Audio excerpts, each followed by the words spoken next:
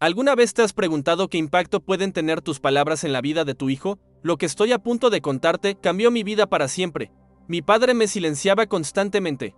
Y creí que era normal, hasta que escuché a mi propio hijo de 4 años repetir exactamente las mismas palabras crueles. Quédate hasta el final para descubrir cómo rompí este ciclo destructivo, que casi destruye a mi familia. Bienvenido a El Último Acto, el canal donde compartimos historias que te harán reflexionar sobre la vida y las relaciones humanas. Suscríbete ahora y activa las notificaciones para no perderte ninguna de nuestras impactantes historias que podrían cambiar tu perspectiva para siempre. Todo comenzó una tarde de domingo en nuestra casa en las afueras de Valencia. El sol se filtraba por las cortinas del salón mientras yo intentaba terminar un informe urgente para el lunes. Mi hijo Mateo, de apenas 4 años, jugaba con sus cochecitos en el suelo, creando una sinfonía de ruidos y exclamaciones que, en cualquier otro momento, me habría parecido adorable.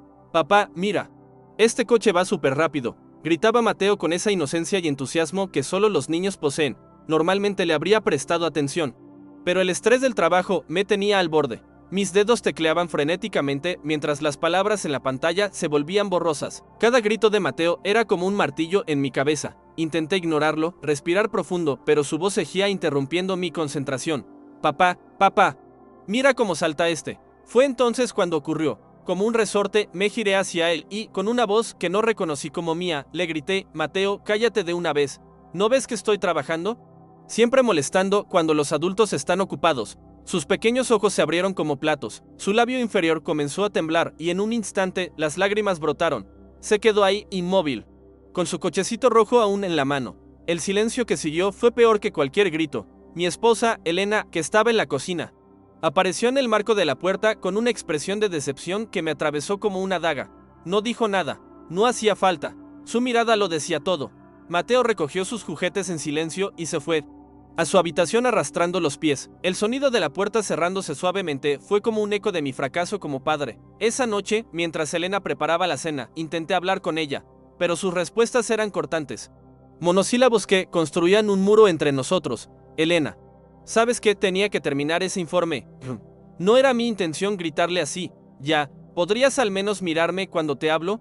Ella dejó el cuchillo sobre la tabla de cortar y me miró fijamente. «¿Sabes qué es lo peor, Carlos? Que no es la primera vez, y cada vez que ocurre te justificas con el trabajo, con el estrés, con cualquier cosa menos asumir que tienes un problema». Sus palabras me golpearon con fuerza porque en el fondo sabía que tenía razón. No era la primera vez que le gritaba a Mateo por comportarse como lo que era, un niño. ¿Te has parado a pensar de dónde viene esto, Carlos? Porque yo sí. Suenas exactamente igual que tu padre. Ahí estaba. La verdad que llevaba años evitando. Mi padre, Antonio García, un hombre estricto y severo que nunca toleró tonterías ni niñerías. Un hombre cuya frase favorita era precisamente esa: «Cállate de una vez. ¿No ves que estoy ocupado?». Esa noche no pude dormir. Los recuerdos de mi infancia, que había enterrado en lo más profundo de mi memoria, comenzaron a aflorar uno tras otro como burbujas en agua hirviendo. Me veía a mí mismo con 8 años, mostrándole emocionado un dibujo a mi padre. «Papá, mira lo que he hecho en el colegio hoy». Él, sin levantar la vista del periódico: «Ahora no, Carlos. ¿No ves que estoy leyendo?». Me veía a los 12, intentando contarle sobre el gol que había marcado en el partido. «Papá, hoy marqué el gol decisivo y ganamos 3-2. Él, mirando el telediario: «Carlos, por favor, cállate de una vez. Esto es importante». Sí, un recuerdo tras otro. Momentos en los que mi voz fue silenciada, mi entusiasmo apagado, mi infancia ensombrecida por la constante sensación de ser una molestia. El lunes por la mañana, cuando llevé a Mateo al colegio, intenté hablar con él en el coche. Estaba inusualmente callado, mirando por la ventana, perdido en pensamientos que ningún niño de 4 años debería tener. «Mateo, sobre ayer. Lo siento mucho. Papá no debió gritarte así». Él me miró con esos ojos grandes y sinceros que tienen los niños. «Está bien, papá. Entiendo que estabas ocupado». Su madurez al aceptar mi disculpa me dolió aún más. ¿Cómo podía un niño tan pequeño normalizar algo así? Y entonces entendí por qué yo había normalizado el comportamiento de mi padre hacia mí. Esa semana fue especialmente difícil en el trabajo. Un proyecto importante estaba en juego y los plazos se acercaban peligrosamente. El viernes llegué a casa más tarde de lo habitual, exhausto y con un dolor de cabeza punzante. Elena tenía turno de noche en el hospital, así que éramos solo Mateo y yo. Cuando entré, lo encontré jugando tranquilamente en el salón. Al verme, su rostro se iluminó con una sonrisa. «Papá, has vuelto. Mira, he construido una torre súper alta». Me senté en el sofá, dejando caer mi maletín. «Muy bonita, Mateo. Oye, ¿has cenado ya?». «No. Te estaba esperando». Tengo hambre. Me levanté con esfuerzo para ir a la cocina.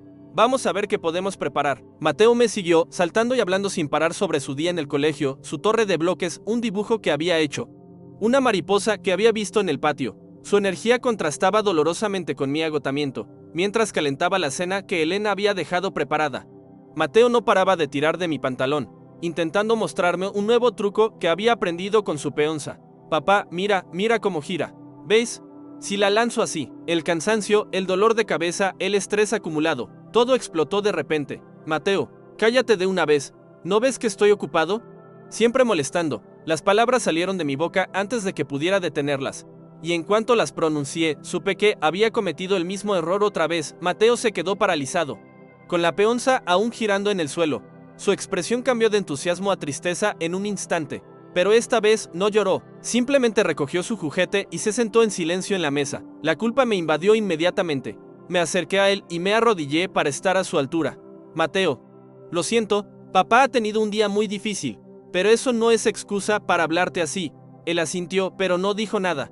Cenamos en un silencio incómodo, roto solo por el sonido de los cubiertos contra los platos. Después de cenar, mientras Mateo se lavaba los dientes, escuchó un ruido en el salón. Al entrar, vi que uno de sus coches de juguete había chocado contra la torre de bloques, derrumbándola. Mateo estaba de pie junto a los escombros, con cara de preocupación. Antes de que pudiera decir nada, él me miró con una voz que era una perfecta imitación de la mía.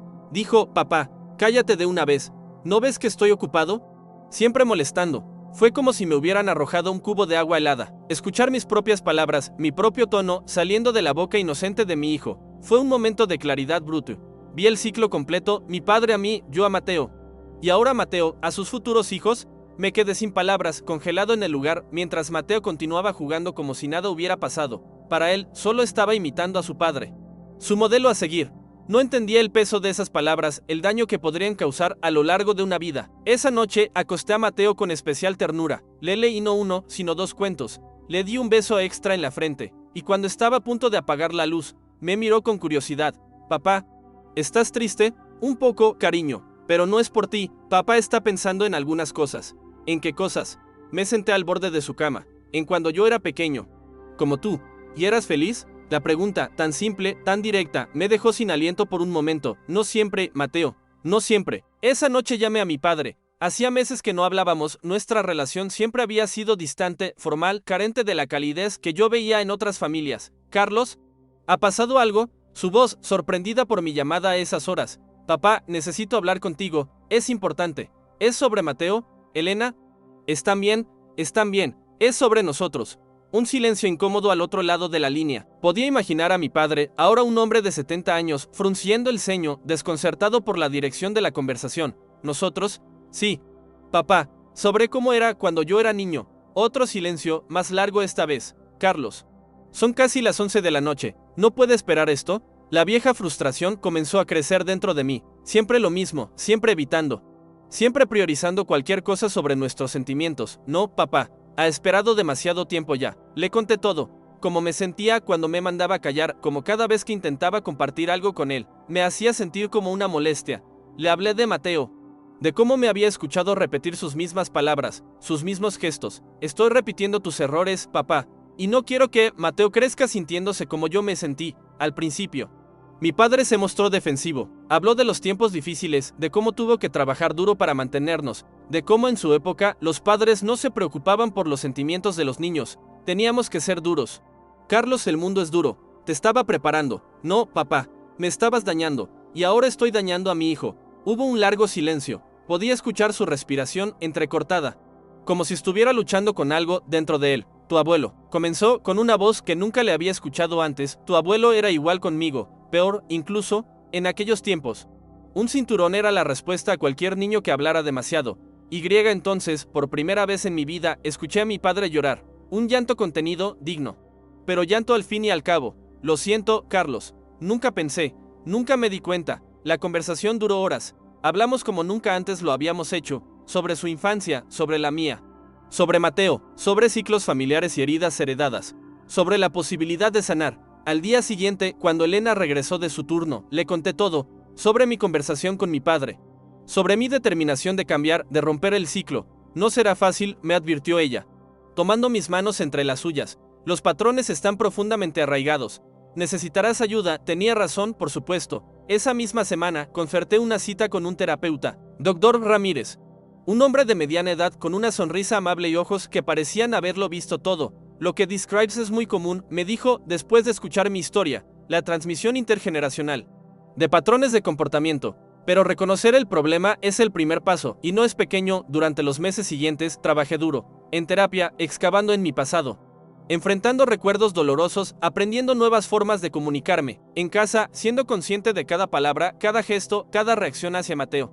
No fue un camino fácil, hubo recaídas, momentos en los que el estrés, el cansancio o la frustración me hacían volver a viejos hábitos, momentos en los que veía el miedo en los ojos de Mateo y me odiaba por ser la causa. Pero hubo avances también. Aprendí a respirar antes de responder, a ponerme a la altura de Mateo para hablarle, a escuchar, realmente escuchar lo que tenía que decir por trivial que pareciera. Papá, ¿sabes qué? Hoy he visto una araña enorme en el patio. En lugar de una hora no, Mateo, un qué interesante distraído, me sentaba con él y le preguntaba, ¿en serio? ¿Cómo de grande era? ¿De qué color? Y veía cómo sus ojos se iluminaban al sentirse escuchado, valorado. Importante, mi padre también formó parte de este proceso de sanación. Comenzó a visitar nuestra casa con más frecuencia. Al principio había una incomodidad palpable entre nosotros, décadas de silencio emocional difíciles de romper, pero poco a poco fue cambiando. Vi cómo se esforzaba por conectar con Mateo de una manera que nunca lo hizo conmigo. Se sentaba en el suelo a jugar con él, le leía cuentos, escuchaba sus historias interminables con paciencia. Un día, mientras mi padre y Mateo construían un castillo de bloques en el salón, escuché a mi hijo decir, abuelo, este va a ser el castillo más grande del mundo. Mi padre, concentrado en colocar un bloque especialmente difícil, tardó en responder. Vi cómo Mateo contenía la respiración, esperando ser ignorado o silenciado. Pero entonces, mi padre dejó el bloque. Miró a Mateo a los ojos y con una sonrisa que nunca le había visto, dijo, cuéntame más sobre este castillo, Mateo. ¿Quién va a vivir en él? El alivio y la alegría en el rostro de mi hijo fueron como un bálsamo para mi alma herida. 6 meses después de aquella fatídica noche en que escuché a mi hijo repetir mis palabras crueles, estábamos los 4 de Elena, Mateo, mi padre y yo cenando en nuestra terraza. El atardecer de Valencia pintaba el cielo de naranja y rosa y una brisa suave mecía las plantas. Mateo, ahora con casi 5 años, nos contaba emocionado sobre su día en el colegio, sobre un proyecto de ciencias que iban a empezar, sobre un amigo nuevo. En un momento dado, se calló abruptamente y nos miró a mi padre y a mí con esa seriedad cómica que solo los niños pueden lograr. ¿Sabéis qué? La seño nos ha dicho hoy que hablar de nuestros sentimientos es importante, que no debemos guardarlos dentro porque pueden ponerse tristes. Mi padre y yo intercambiamos una mirada que contenía décadas de silencio, de palabras no dichas, de sentimientos reprimidos, pero también de comprensión, de perdón, de esperanza. Tu profesora es muy sabia, Mateo, dijo mi padre, con la voz ligeramente quebrada. Ojalá alguien me hubiera enseñado eso cuando tenía tu edad. Mateo asintió, satisfecho, y continuó con su relato, saltando a otro tema con la facilidad de los niños. Esa noche, mientras acostaba a Mateo, me preguntó algo que me dejó sin palabras. Papá, ¿por qué ya no me dices que me calle? Me senté a su lado, buscando las palabras adecuadas, porque estaba equivocado, Mateo. Tus palabras, tus pensamientos, tus sentimientos, son importantes, y quiero escucharlos todos. Él sonrió, satisfecho con la respuesta, y se acurrucó bajo las mantas. Te quiero, papá. Yo a ti, Mateo. Más de lo que nunca sabrás. Mientras apagaba la luz y cerraba suavemente la puerta, pensé en el poder de las palabras, en cómo pueden herir profundamente o sanar heridas antiguas, en cómo pueden perpetuar ciclos de dolor o romperlos para siempre. Mi padre me dijo que me callara. Y durante años obedecí. No solo dejé de hablar, sino que dejé de sentir, de expresar, de ser. Y estuve a punto de transmitir ese legado silencioso a mi hijo, pero cuando escuché mis propias palabras crueles en su boca inocente, supe que tenía una lección. Podía seguir el camino trazado por generaciones de hombres en mi familia. O podía elegir un camino diferente, un camino de conexión, de comunicación, de amor expresado no solo en actos, sino también en palabras. Elegí hablar, elegí escuchar, elegí romper el silencio. Y en ese acto de valentía encontré no solo mi voz, sino también la de mi padre. Y aseguré que la de mi hijo nunca sería silenciada, porque a veces las palabras más importantes son las que nos atrevemos a decir después de una vida de silencio. Esta historia que acabo de compartir es real, y me cambió profundamente. Si tú también has vivido experiencias similares o conoces a alguien que esté repitiendo patrones dañinos con sus hijos, comparte este video. A veces, solo necesitamos ver nuestro reflejo en las experiencias de otros para despertar.